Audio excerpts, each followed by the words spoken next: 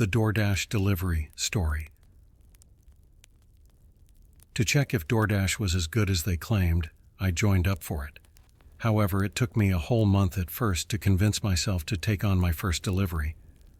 But after that, I was rather pleased with the outcomes and worked on a few deliveries every day. After a few months, I left my job at the grocery store and began sprinting every day after school and on most weekends. Because it was a holiday weekend, I was working extra late this evening.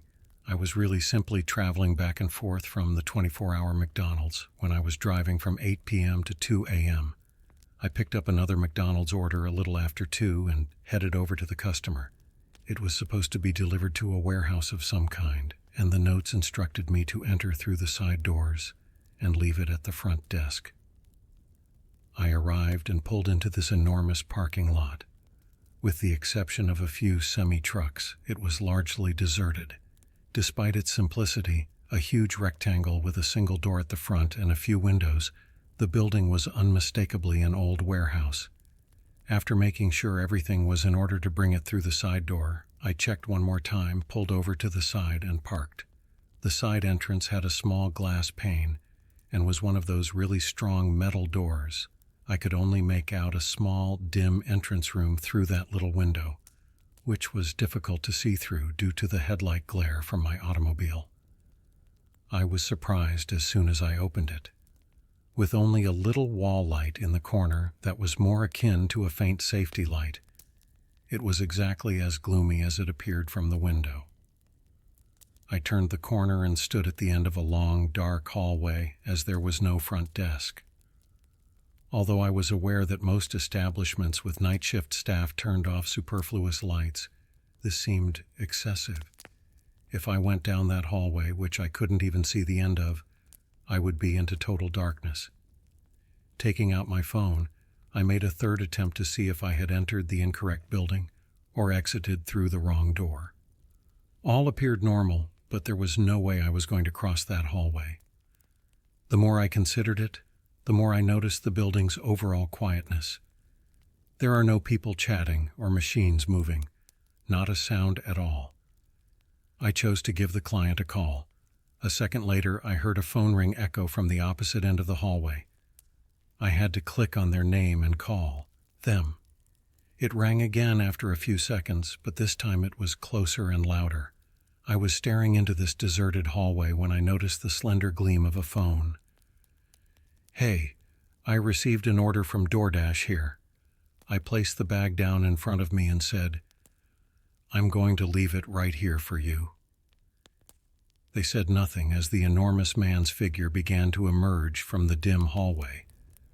I waited a while more, but as they approached, something about their rapid pace and lack of speech just looked unsettling. I was a little spooked out because I felt like someone was going to spring out from behind me or something. I swiftly turned around, hurried out the door, and returned to my car. Just as I pulled away a short while later, I noticed some movement coming from behind the tiny glass pane on the door. I got chills from the whole affair, decided to call it a night, and headed straight home. Ultimately, I decided to write it off as just an odd circumstance overall because nothing significant actually occurred. After a few days, I received an odd call one evening on Monday as I was driving once more. It originated with the police force. The rest of the story was overly convoluted, but in essence they asked me why I was at that particular warehouse on a Saturday morning at 2:30 a.m. It appears that my car's arrival was captured on security footage. They informed me of the situation when I clarified that I was only a DoorDash driver and that I could prove it with the delivery receipt. According to the report, after their holiday weekend, when the warehouse was closed, the employees returned to discover a DoorDash delivery waiting in the center of the hallway. It's frightening enough that whoever was there had broken in and placed orders using a fictitious account. The fact that they left the food bag behind is what's most eerie. It's clear that their search was for something different. I can only guess that something horrible would have happened if I had stayed and waited for the man, but I'm not sure what they wanted from me. Aura, the Advanced Internet Security Service, Story 2. Prior to delving into this subsequent tale, I would like to discuss a significant sponsor for today's video. With the help of Aura, a cutting-edge digital security tool, you may find and eliminate personal information from a variety of online sources, such as data brokers, scam sites, and the dark web. These organizations benefit from your personal data. Thus, it's imperative that we remove your data from their grasp. Aura makes this process as easy as possible for us to accomplish. I signed up for their free trial in a matter of minutes, and with a few clicks, Aura was able to scan and delete my data. Without Aura, I would have been unaware of the numerous locations on the internet where they had discovered my personal information, including my address, phone number, and complete name. After that, Aura keeps an eye on my data constantly, alerting me to problems as soon as they occur and facilitating prompt resolution. To further ensure the security of all your connected devices, they also come with an encryption option for the Wi-Fi in your house. These days, millions of Americans fall prey to identity and data theft, which sadly affects a large number of the country's residents and causes enormous financial losses. You can feel completely secure knowing that Aura is taking preventative and security steps. Visit aura.com whispered or scan the accompanying QR code to start a 14-day free trial. You can find out if your personal information has been compromised during this experiment, delete your information from several well-known sites, and safely keep an eye on your identity. To protect your identity and check if your data has been compromised, I strongly advise taking this free trial. Once again, we are grateful to Aura for sponsoring this film and protecting our personal information. Story 3. The Delivery of Domino's Pizza. I was delivering Domino's Pizza while driving. I was really spending quite a bit of time at the shop waiting for orders because it was a slow night. A man entered and approached the counter shortly after 10 o'clock at night. Although he appeared to be in his early 30s, he appeared to be very sleep-deprived and possibly even intoxicated. While I was standing in the back arranging the pizza boxes, my coworker was helping him with the order at the counter. I heard their chat when I saw his arrival. He just asked for a medium pizza, seeming shy and nervous about something. However, he then handed a slip of paper to my coworker and said he'd like it delivered. The man left as soon as the order was processed. It was kind of strange that the paper only had the address printed on it. Who wouldn't recall their own address? Furthermore, customers do not frequently visit the store to place orders for delivery to their homes. After 10 minutes, I packed the pizza and headed off.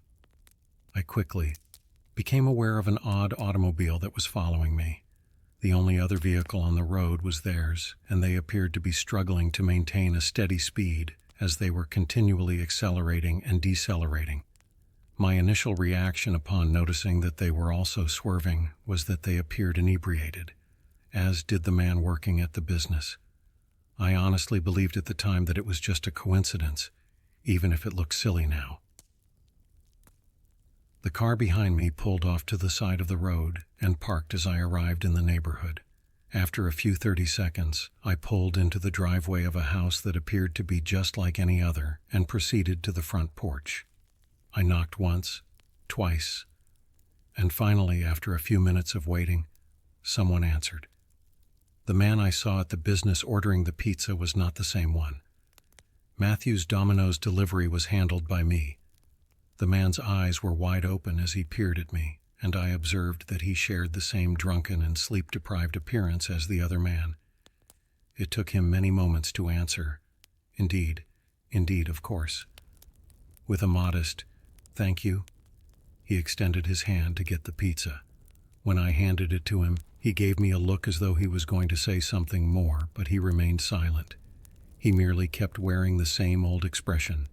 Then, 2 houses away, I spun around and saw a guy with a hood jogging down the sidewalk. But he was staring directly at us. The man at the door stepped out onto the porch as though he was going to pursue me as I hurriedly made my way back to my car. After getting in and beginning to back out, the man in the hood immediately moved behind my car to prevent me from leaving. Then the second one came running toward me. and in the panic, I just stepped on the reverse pedal. At the last second, the guy behind the car leaped out of the way and they both began yelling and pursuing my car onto the road. It was obvious in the streetlight that the man in the hood was the one who had entered the pizza place. But before I could safely perform a 3-point turn and escape, I had to reverse dangerously quickly down the street with them, still rushing at the front of my car.